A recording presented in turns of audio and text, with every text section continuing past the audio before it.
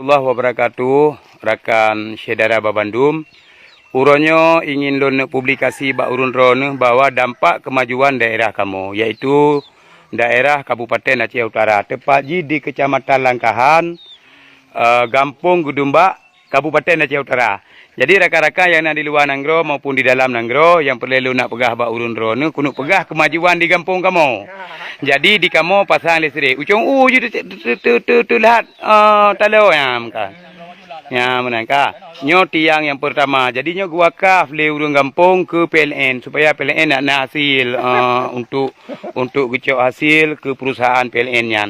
Jadi gelah ju ino lam JU an kalen ka. Nan 20 tiang.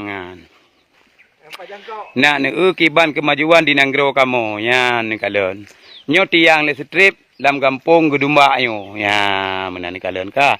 Sampai ho lagi yang tiang. Sehingga PLN Kabupaten Aceh Utara cocok hasil menteng. Teman di urung kampung kan naik pegah harta negara ka hana kerja gugak tepu-tepu pi.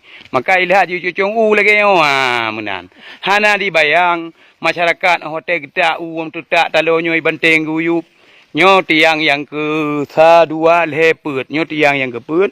Kemudian nyo tiang yang kelima rakan saudara Babanduman. Nyo tiang yang kelima nya talo listrik.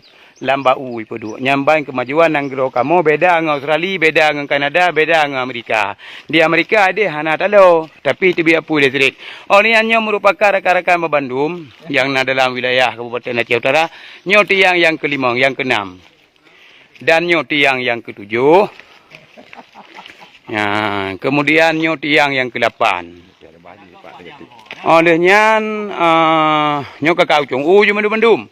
Masalah resiko nyo je hana nyo ino thambung ju dalam perdeuan kala nyo ta untuk tarik rumah. Ya kalen ka. Nya kalen kemajuan di Nanggro kamu. Olehnya lam tungku talanjut ajulam nya cung nyo. Anan dari ucung unyo saban lagi plung tupe ti aju ni kira ajunya ho kaplap nya ho. Beda masyarakat gecok kaya tikrek getumpang. Ya, menan.